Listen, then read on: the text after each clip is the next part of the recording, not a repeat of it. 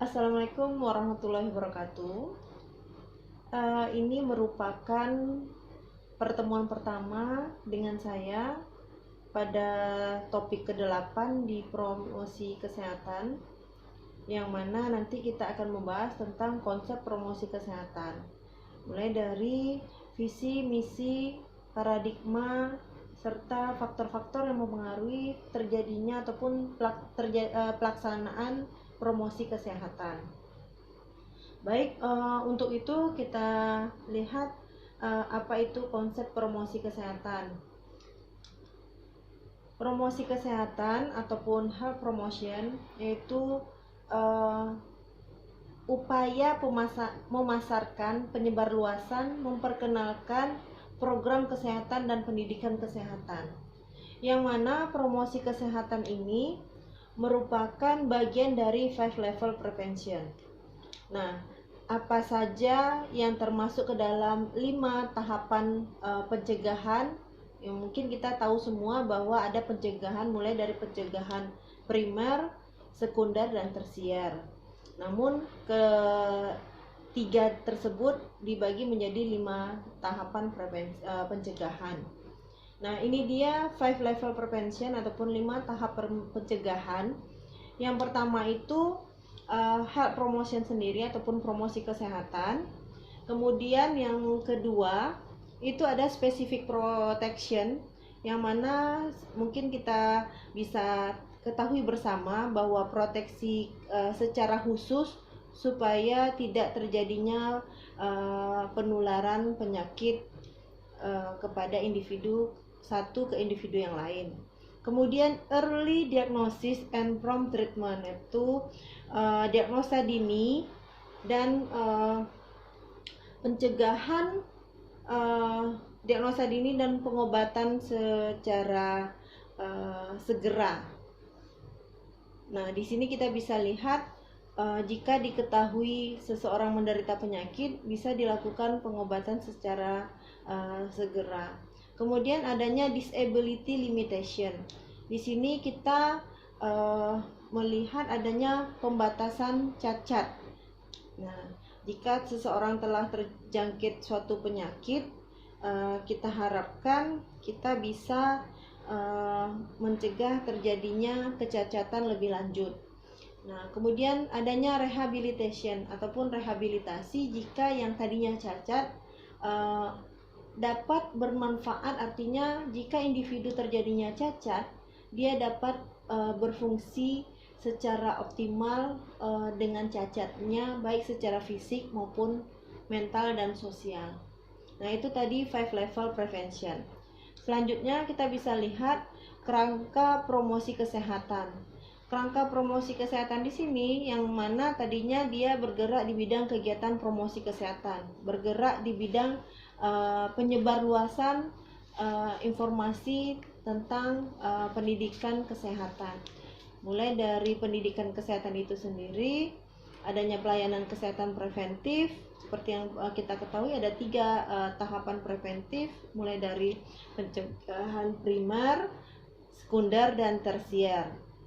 Kemudian kegiatan berbasis pada masyarakat, yaitu melibatkan masyarakat apakah dalam kegiatan posyandu, kemudian adanya sekarang posyandu lansia.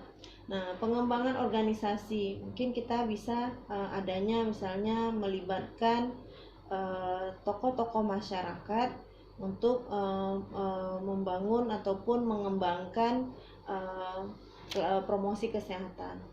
Kemudian tindakan kesehatan berwawasan lingkungan untuk menciptakan lingkungan yang sehat, bebas dari polusi. Nah, di sini juga ada kegiatan ekonomi dan peraturan. Seperti yang kita tahu, mungkin kegiatan ekonominya dan adanya peraturan, misalnya diterbitkannya makanan yang halal, kemudian adanya makanan yang sehat. Nah, di situ ya kita bisa lihat bidang kegiatan promosi kesehatan. Kemudian kita bisa lihat tadi mungkin sekedar pendahuluan ya, apa itu tadi yang disebut dengan promosi kesehatan ataupun bagian-bagian dari promosi kesehatan. Nah, di sini pengertiannya itu sendiri kita bisa lihat adanya suatu cabang ilmu kesehatan ataupun memiliki dua sisi, yaitu ilmu dan seni.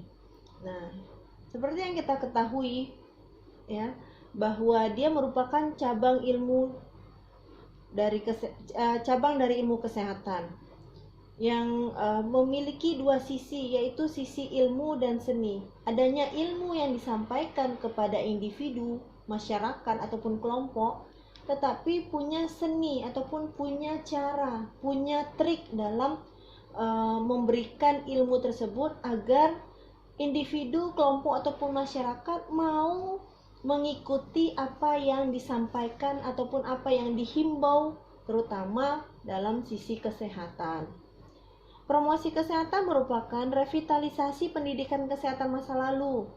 Promosi kesehatan bukan hanya proses penyadaran masyarakat atau pemberian dan peningkatan pengetahuan masyarakat tentang kesehatan, tetapi disertai upaya memfasilitasi perubahan perilaku. Artinya bukan hanya sekedar menghimbau ataupun memberitahu, menginformasikan, tetapi di sini juga kita berusaha untuk adanya upaya-upaya untuk memfasilitasi perubahan perilaku mereka.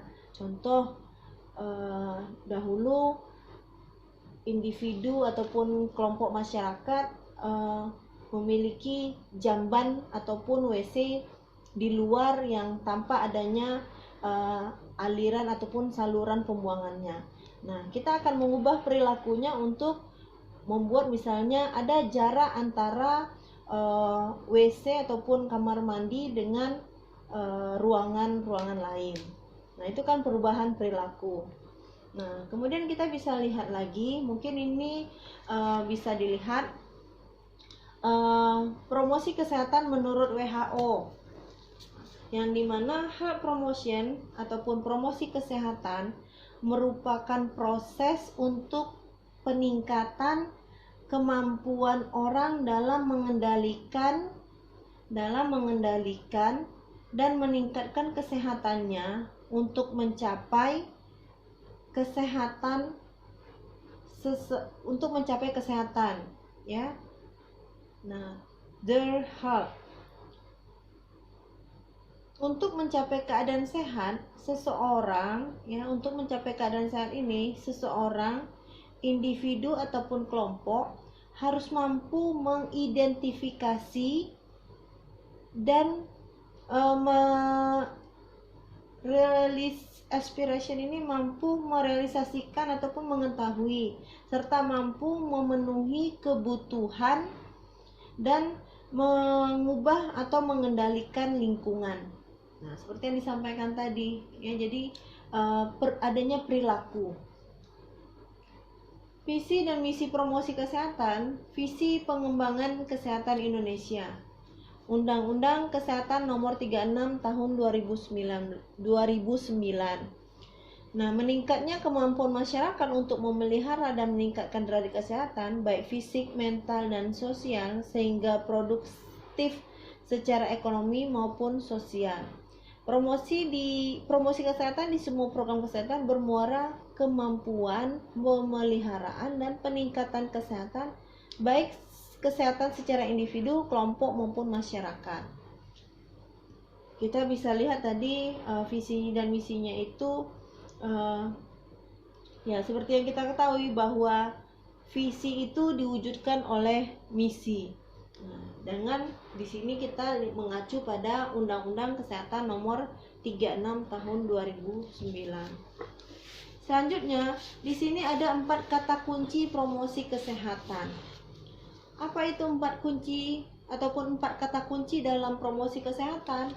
Yaitu ada yang namanya willingness. Willingness ini mau, dan ability mampu. Nah, memelihara kesehatan, mau dan mampu mencegah penyakit, melindungi diri, mencari pertolongan pengobatan yang profesional bila sakit. Artinya, mencari pengobatan ataupun pertolongan yang profesional bila sakit ini, segeralah ke pelayanan kesehatan, bukan segera ke tempat-tempat yang tidak didasari dengan kesehatan, artinya kita bisa lihat ada yang ke aliran-aliran misalnya ke paranormal, ataukah adanya dengan pengobatan-pengobatan yang tidak didasari dengan ilmu.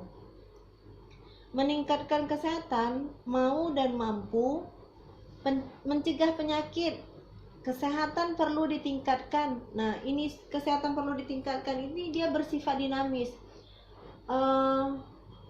Sejalan ataupun menetap, ya, dinamis menetap. Artinya apa?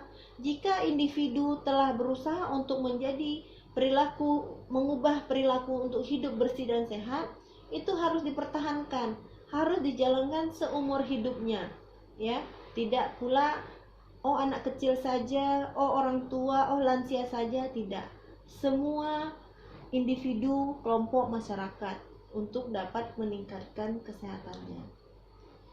Nah, misi promosi kesehatan mulai dari advokat ditujukan kepada pengambilan keputusan ataupun pembuatan kebijakan, menjembatani, mediasi, ataupun menjalin kemitraan dengan berbagai program dan sektor yang terkait dengan kesehatan. Nah, mungkin kita bisa kerjasama dengan divisi pangan ataupun departemen pangan untuk menciptakan makanan yang sehat, kembali ke alam, ya, tidak disertai dengan adanya tambahan-tambahan penyedap ataupun makanan siap saji. Memampukan ataupun enable agar masyarakat mampu memelihara dan meningkatkan kesehatan secara mandiri. Jadi diharapkan artinya apa? Dimulai dari diri individu tersebut untuk dapat meningkatkan dan memelihara kesehatan secara mandiri. Jika dia sudah bisa menjalankan kesehatan secara mandiri, otomatis dia bisa membawa anggota keluarga yang lain. Strategi promosi kesehatan, seperti yang tadi, ada advokasi agar pembuat kebijakan mengeluarkan peraturan yang menguntungkan kesehatan. Artinya adanya kebijakan seperti yang disampaikan tadi, diberikannya label halal ataupun makanan yang bersertifikasi halal yang dapat dikonsumsi oleh semua masyarakat. Dukungan sosial agar kegiatan promosi kesehatan mendapat dukungan dari tokoh masyarakat. Artinya kita tidak bisa langsung menyerobot masyarakat tersebut tanpa adanya dukungan dari petinggi ataupun tokoh masyarakat yang ada di sana. Artinya apa? Kita harus ada pendekatan terlebih dahulu, sehingga jika kita sudah dekati tokoh masyarakatnya, semuanya dapat ikut serta. Nah, ini tadi mungkin yang salah satunya adalah seni dari promosi kesehatan tersebut. Selain ilmu yang kita punya, seni untuk mengajak orang lain. Kemudian pemberdayaan masyarakat agar masyarakat mempunyai kemampuan untuk meningkatkan kesehatannya. Jadi diharapkan masyarakat punya kesadaran untuk meningkatkan kesehatannya. Nah, sasaran promosi kesehatan itu kita bisa lihat adanya sasaran primer sesuai dengan misi pemberdayaan. Nah, seperti tadi kita lihat misi pemberdayaan itu apa. Nah, ini di sini agar masyarakat mempunyai kemampuan untuk meningkatkan kesehatannya. Siapa saja, misalnya mulai dari kepala keluarga. Nah, kepala keluarga menyatakan siap untuk mendukung program promosi kesehatan, misalnya dengan mencuci tangan sebelum makan ataupun mencuci tangan setiap beraktivitas. Begitu juga untuk ibu hamil, ya, kita cegah resiko terjadinya kelahiran prematur. Kemudian ibu menyusui untuk memberikan ASI eksklusif kepada bayinya. Begitu juga dengan anak sekolah yang rentan dengan terjadinya penularan penyakit. Sasaran sekunder sesuai dengan misi dukungan sosial. Seperti yang tadi, ya, kita lihat slide yang tadi, dukungan sosial adanya dukungan dari tokoh masyarakat, tokoh adat, tokoh agama. Sasaran tersier sesuai dengan misi advokasi, misalnya adanya pembuatan kebijakan mulai dari pusat sampai ke daerah. Artinya apa? Setiap kebijakan dapat disosialisasikan sampai ke daerah. Ruang lingkup ya promosi kesehatan ini memiliki dua dimensi, mulai dari aspek sasaran pelayanan kesehatan, kemudian dimensi tempat pelaksanaan promosi kesehatan. Siapa aja sasarannya? Mungkin kita bisa lihat di sini. Dimensi aspek sasaran pelayanan kesehatan mulai dari tingkat promotif, yaitu sasarannya kelompok orang sehat. Nah, kelompok orang sehat itu tujuannya mampu meningkatkan kesehatannya. Artinya, jika yang sudah sehat mampu ataupun menjaga stabilitas kesehatannya. Kemudian tingkat kedua itu tingkat preventif, yaitu pencegahan. Sasarannya kelompok orang sehat juga, dan kelompok high risk, kelompok orang yang berisiko tinggi, ibu hamil, bayi, kerja seks komersil, dan lain-lain yang kita cegah sehingga tidak terjadinya adanya penyakit menular seksual. Tujuannya mencegah kelompok tersebut agar tidak jatuh sakit. Nah, itu termasuk pada primary prevention. Kemudian tingkat kuratif, tadi promotif, preventif, dan sekarang kuratif. Sasarannya penderita penyakit, terutama penyakit kronis, diabetes, paru-paru ataupun TB paru, dan hipertensi. Nah, di sini kita kuratif pengobatan.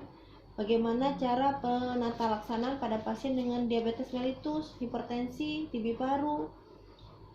Nah, tujuannya mencegah penyakit tersebut tidak menjadi parah. Nah, contoh TB paru. TB paru ini mekanisme perjalanan penyakitnya seperti mekanisme pingpong. Nah, kita mencegah supaya tidak menjadi parah jika contohnya ini TB paru ya. Jika salah satu anggota keluarga ada yang menderita penyakit paru ataupun TB paru, itu biasanya harus dicek juga keseluruhan anggota keluarga. Dari mana sumber ia dapati bakteri ini, bakteri Mycobacterium tuberculosis ini. Karena apa? Jika satu individu di dalam rumah ini menderita TB paru, kemudian sembuh ataupun sehat, tetapi sumber bakterinya masih ada di dalam anggota keluarga, nah itu akan nanti mantul lagi, ya, kena lagi. Sehingga apa? Tujuannya ini, ya, kalau kuratif mencegah penyakit tersebut tidak menjadi parah. Atau pada penyakit paru-paru juga adanya pengawasan minum obat. Karena apa? Pada pasien paru-paru ini harus ada minum obat 6 bulan, 3 bulan, tergantung kondisi dari penyebaran bakterinya. Nah, kenapa harus ada pengawas minum obat? Karena harus rutin dan harus tidak boleh putus. Katakanlah putusnya 1 hari saja menjelang 3 bulan ataupun menjelang 6 bulan, itu tidak ada manfaatnya, tidak efektif. Alhasil apa? Mengulang lagi ke awal. Itu contoh untuk penyakit paru.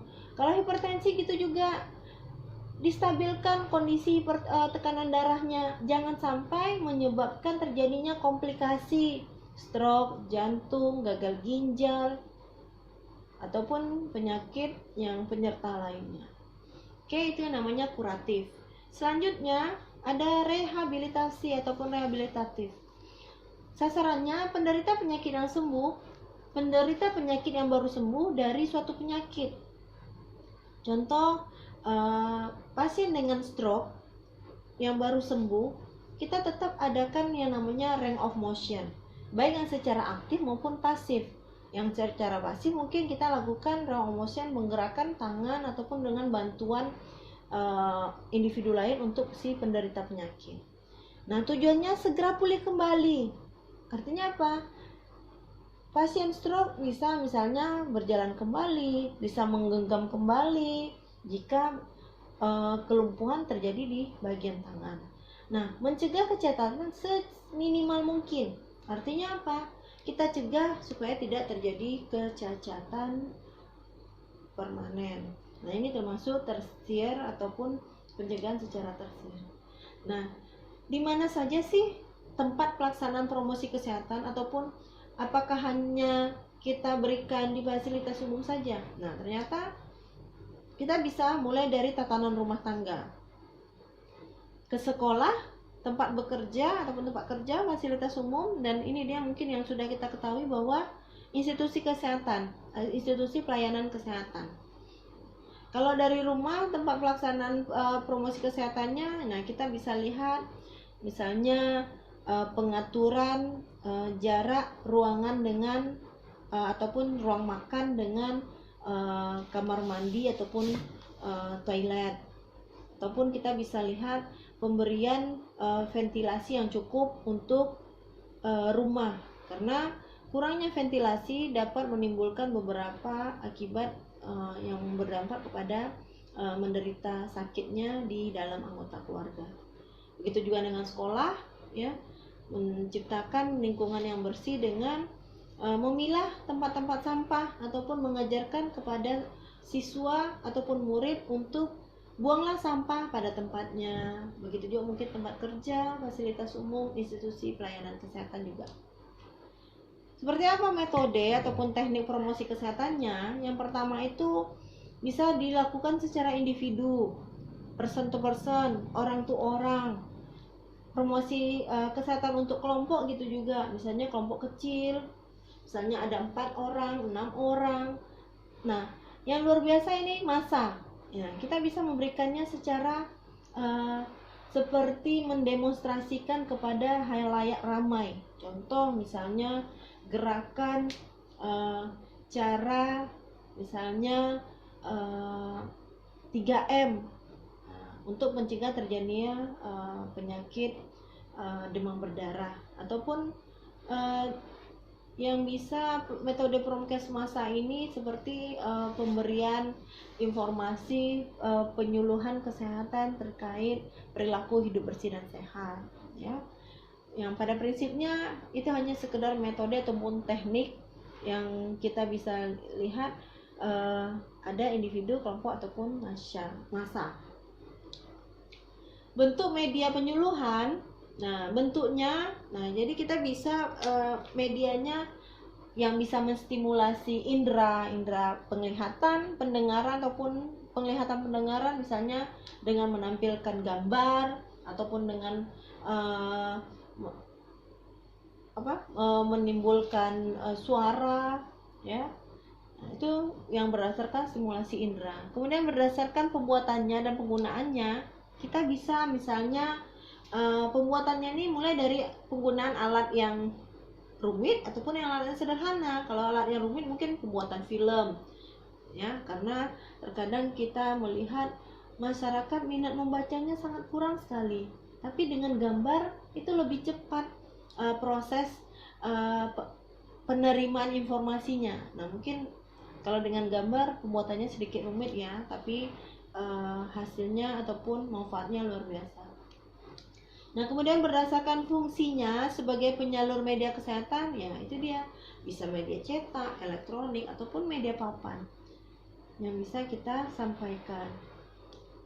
Nah, setelah dibahas tadi, kita juga akan membahas tentang paradigma dalam promosi kesehatan. Paradigma sehat adalah cara pandang, pola pikir atau modal pembangunan kesehatan yang memandang masalah kesehatan saling terkait dan mempengaruhi banyak faktor, bersifat lintas sektoral dengan upaya yang lebih diarahkan pada peningkatan, pemeliharaan serta perlindungan kesehatan, tidak hanya pada upaya penyembuhan penyakit atau pemulihan kesehatan. Jadi kita bisa lihat di sini paradigma itu cara pandang baik individu, kelompok ataupun massa ataupun masyarakat yang tujuannya untuk memandang masalah kesehatan itu kita lihat untuk peningkatan pemeliharaan serta perlindungan kesehatannya, sehingga dapat tercapai penyembuhan penyakit dan pemulihan kesehatan. Itu paradigma cara pandang seseorang. Nah, kemudian kita lihat ada faktor-faktor yang mempengaruhi pendidikan kesehatan. Nah, faktor-faktor yang mempengaruhi pendidikan kesehatan itu mulai dari tingkat pendidikan. Artinya apa? Kita harus melihat, karena tidak bisa kita menyampaikan hal yang dengan contoh dengan bahasa ataupun dengan media. Kita harus sesuaikan tingkat pendidikan seseorang yang akan kita berikan informasi, kita lihat ya, contoh mahasiswa ataupun contoh katakanlah gini, kita memberikan informasi ke anak TK cara menggosok gigi yang baik dan benar, tapi kita menggunakan bahasa medisnya ya, bahasa yang tidak konsumsi untuk anak usia seperti itu. Nah, jadi harus dipengaruhi oleh ataupun faktor mempengaruhinya adalah tingkat pendidikan. Begitu juga dengan tingkat sosial ekonomi.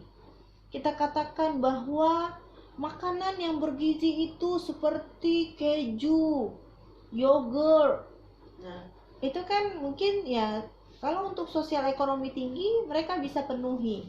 Tapi kita bisa penuhi dengan untuk seluruh tingkat sosial ekonomi. Contoh misalnya ibu-ibu, makanan yang seimbang dengan gizi seimbang itu tidak perlu mahal.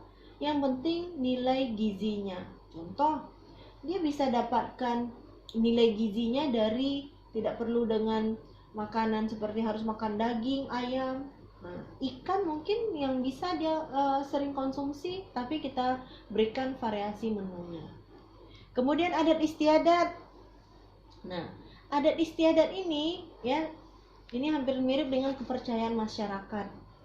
Kita tidak bisa langsung mengubah ataupun memberikan pendidikan kesehatan kepada suatu komunitas dengan budaya ataupun adat yang sudah mereka tekuni turun-temurun dari nenek moyangnya.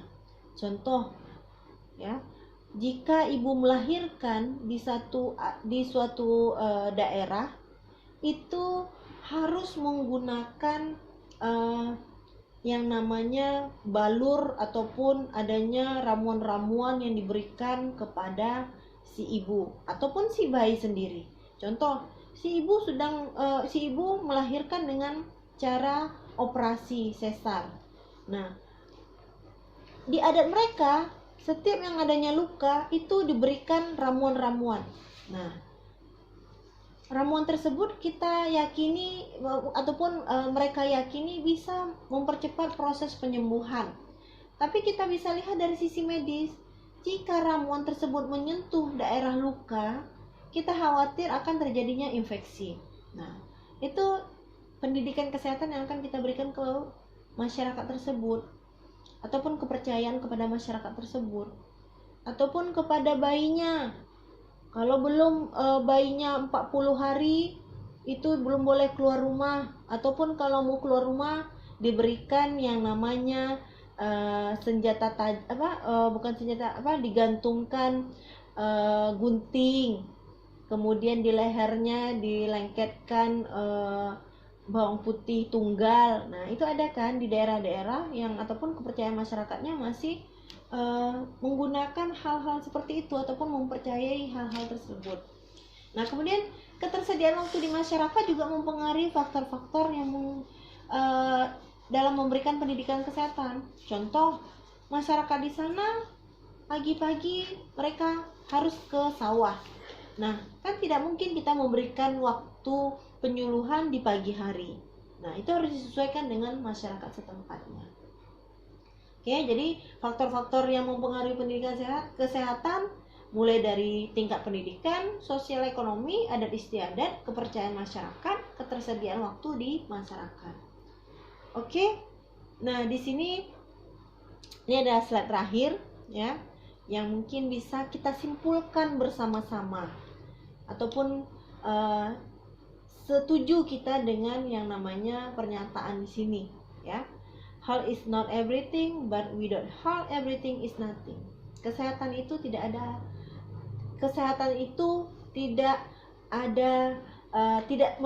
kesehatan tersebut tidak merupakan sesuatu hal yang berharga, ataupun tanpa kesehatan semuanya tidak menjadi apa-apa, ataupun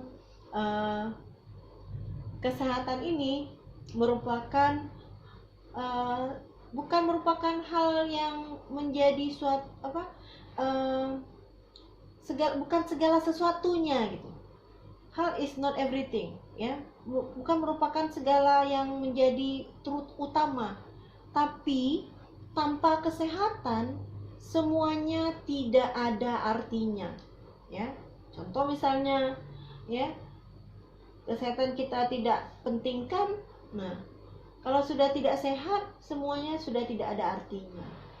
Nah, di sini juga disimpulkan sehat untuk semua, semua untuk sehat. Nah, demikian konsep promosi kesehatan yang bisa saya berikan. Jika ada pertanyaan ataupun masukan bisa nanti disampaikan ataupun bisa dikumpulkan oleh Sipen dalam grup kita. Demikian, Assalamualaikum warahmatullahi wabarakatuh dan mohon maaf.